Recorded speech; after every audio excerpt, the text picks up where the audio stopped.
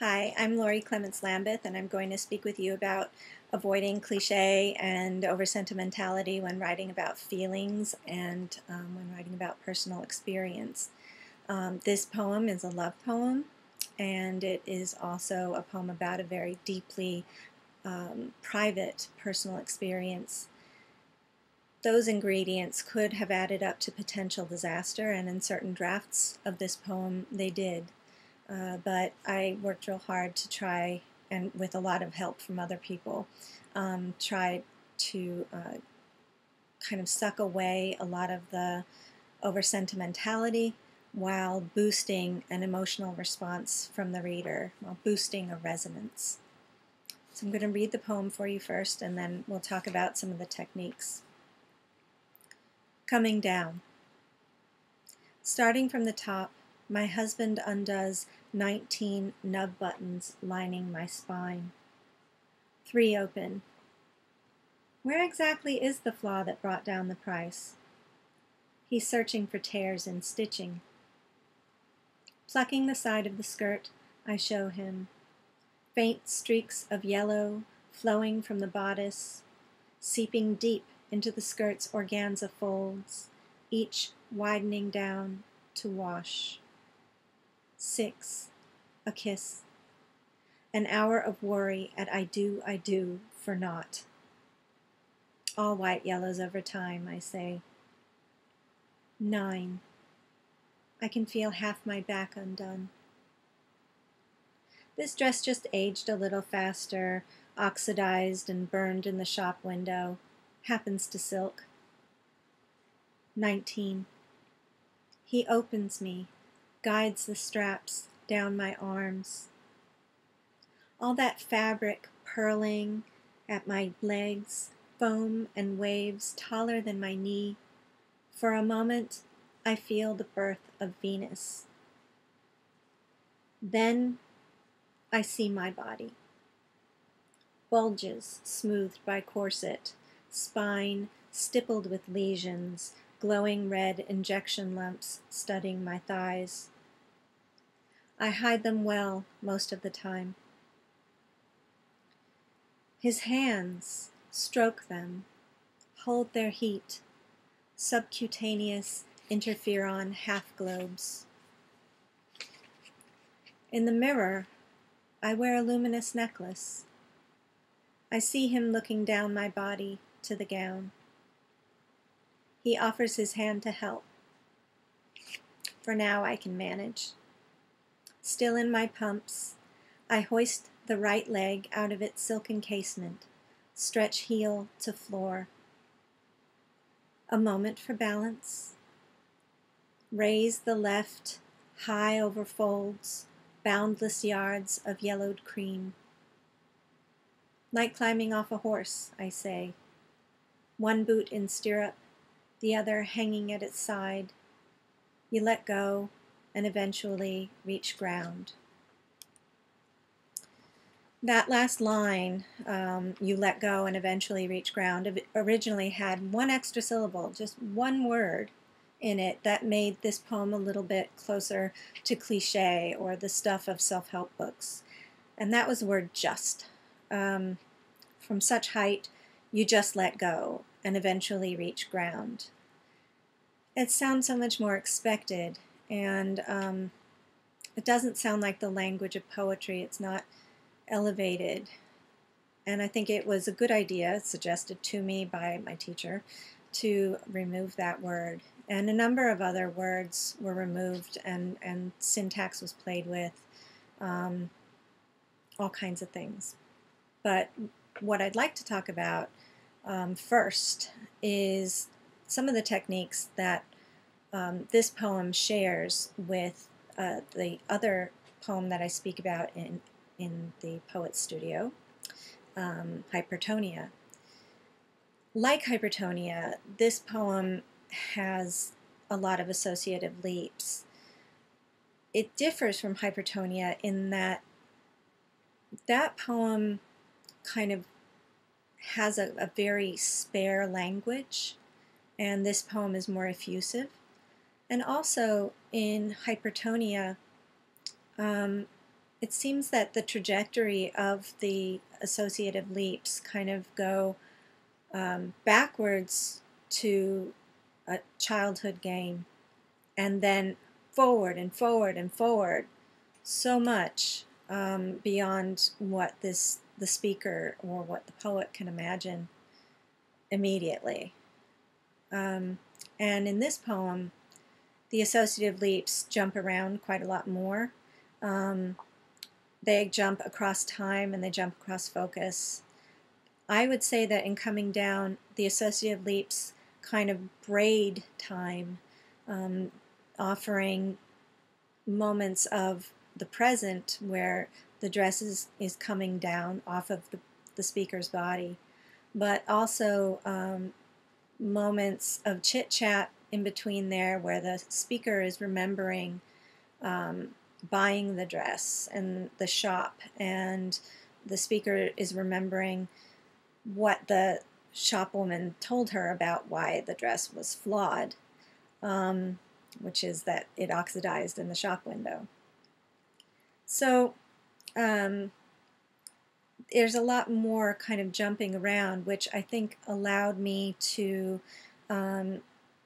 jump into the metaphor that this dress represents, which is, if you haven't caught it, but you probably have, it is that the dress is a metaphor for my body, or the speaker's body. I didn't even think of it as a metaphor. That's the funny thing. I thought of it as sort of an object that I felt a kinship with. That this dress is so much like me, you know? And so when in workshop, in graduate school, someone said something about the metaphor, I just thought, what? Oh, I guess it is, yeah. And one way that it isn't particularly apparent as only a metaphor is that the dress is the thing. The dress is the object that this poem is about. And it kind of encompasses such a substantial thing that it's very hard for me to think of it representing my body and the flaws caused by multiple sclerosis, the spine and the brain being stippled with lesions that cause various disabling effects. To me, the dress is the first thing, and then these other things follow. When in actuality, it is a metaphor.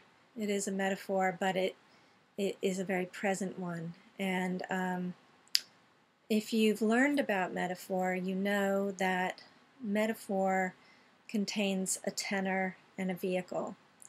The tenor is the thing, and the vehicle is the figurative language that carries it across, the comparison. So here, the tenor would be the body, according to other people's thinking. The tenor would be the body, and the vehicle would be the dress. But we have the vehicle all along. The vehicle, the dress, is the thing in the poem. And similarly, in hypertonia, the shell is a metaphor for the body, but the shell is also a thing that I felt as a very actual feeling. So I'd say that it's, in both poems, metaphor is more than just a simple comparison of body equals dress, body equals shell. It goes beyond symbol. It goes into imagery, while still kind of hovering in the land of metaphor and shimmering between the dress being a metaphor for the body being a metaphor for the dress, back and forth, back and forth. And I think that I really like the way that they mash together. I was once criticized for my metaphors kind of not having tenors and vehicles, not having that clear-cut difference, and I see it as a strength. In the same way that the poem sees flaws as beautiful, flaws in the dress and flaws in the body. Another way that the poem tries to subvert cliche and over-sentimentality is through structure. You notice probably the numbers at the beginning of the poem, or the first half of the poem. I'm counting down the buttons that are being opened. And here is where I am kind of lying. Here is where I depart completely in the poem from the actual experience. The dress behind me does have 19 little buttons, 19 tiny little buttons. But there is a zipper underneath them. So the labor that a reader might imagine when reading about the husband undoing the dress, that kind of fine motor work, is not so difficult. It's just a zipper. And I think that that's a very important thing to allow yourself to do as a poet. Allow yourself to subvert some of the what you might think of as the reality or the truth of the experience, so that you can make it something more resonant and more valuable for your reader. So the numbers of the buttons: 3 open, 6 a kiss, 9 I can feel half my back undone, and then 19 he opens me. All of these sort of add a sense of structure and shape to the poem that I think really helps me kind of contain the poem, coloring inside the lines, if you will. Because a lot of times when you're writing about personal experience, things can get quite messy, and it can feel like you're vomiting on the page. And sometimes a little structure, like counting or writing it in a poetic form, or cutting back on effusive language, can make a huge difference in keeping the poem from voyaging into that hallmark land that we don't want our poems to live in.